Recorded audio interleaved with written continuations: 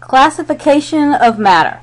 Now, a lot of this is probably going to be review for you, but let's just quickly go over it. Matter is anything that has mass or occupies space. Okay? Anything that has mass and takes up space. Let's talk about matter in a little more detail. Now, this graphic is going to show us about states of matter.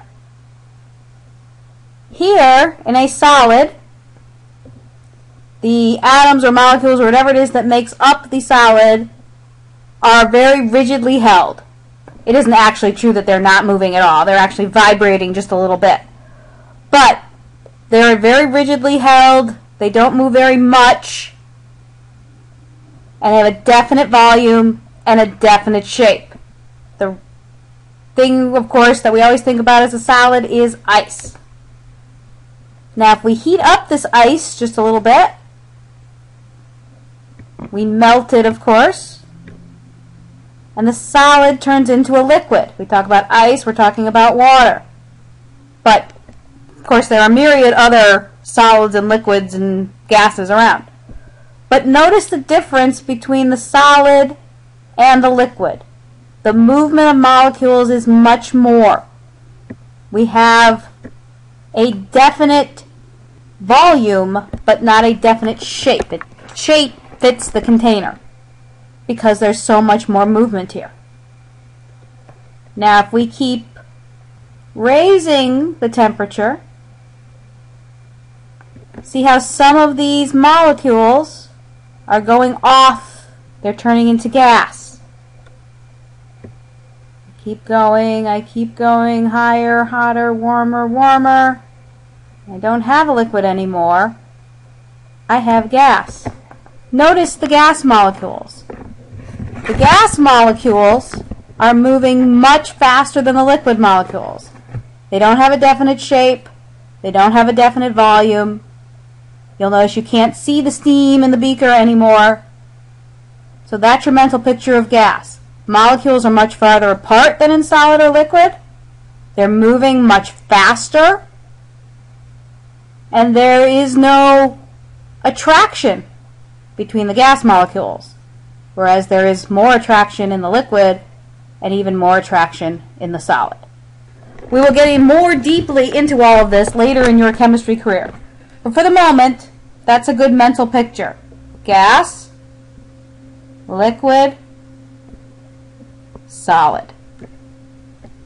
Now, let's think from there about what these lovely blue balls really are. That is, we're going to talk about molecules and atoms. These are atoms. This is a carbon atom. That's an oxygen atom. You'll notice an atom is the smallest particle we can get that retains its properties. Okay, let me write that down for you. Smallest unit of matter that retains its properties. Because, of course, there are things smaller than atoms. Protons, neutrons, electrons. But those things don't have properties. We can't distinguish between, say, the electrons of carbon and the electrons of oxygen. So, atom is the smallest unit of matter that retains its properties. When those atoms bond together, that's when I get a molecule. A molecule is two or more atoms. They don't have to be atoms of different elements, but two or more atoms chemically bonded together. That's the key here. There's a chemical bond here. The properties change. The properties change. The properties of carbon and the properties of oxygen are very different than the properties of carbon dioxide. Carbon is a solid. It's the lead in your pencil, or it's the diamond in your ring. Oxygen is a gas. We're breathing it right now. It's what keeps us alive.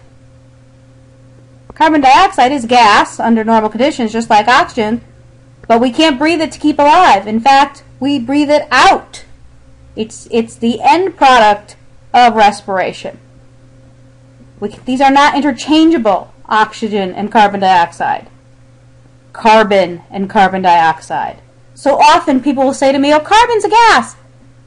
That's not true. What you're thinking of is carbon dioxide. Carbon is a solid. Remember that when something is a molecule, its properties are very different than the properties of the atoms that make it up. We also have mixtures. Now a mixture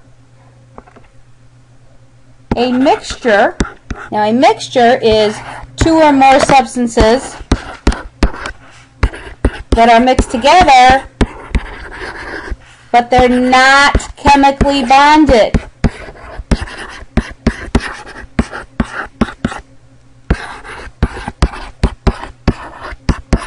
They're not chemically bonded. They retain their properties. Retain their properties. The most common one I can think of is salt water. If you put salt in water and dissolve it, you can't see the salt anymore, but you still have a mixture. Because if you drank that salt water, you could still taste the salt. Properties have not changed. That's a mixture. Let's take a look at this little flow chart here. This is in your book also in section 1.2. If we're talking about matter, we can classify it. And one of the things we can say about it is it uniform throughout? That is it the same everywhere you look? If no, that's called being heterogeneous. Heterogeneous. Heterogeneous. Everywhere you look, it's different. If it is uniform, then it's homogeneous. Homo meaning the same. Now, though, if it's homogeneous, we don't know if it's an element, a compound, or a mixture. So we have to ask the question, does it have a variable composition? That is it made up of more than one thing that retains its identity? So, yes, it has a variable composition. There's more than one thing in it that I can tell.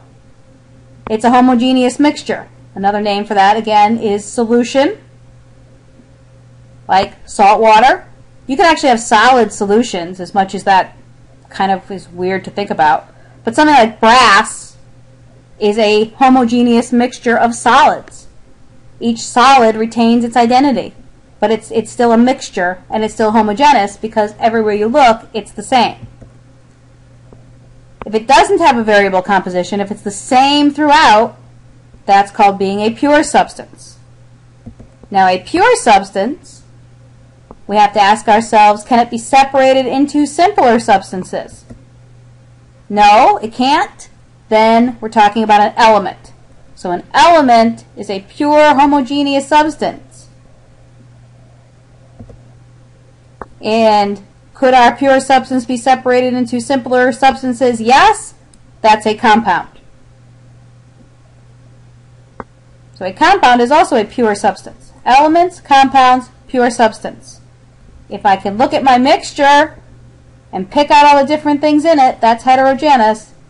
If I look at my mixture and it looks the same throughout, like salt water, that's a homogeneous mixture. That's all there is to this section.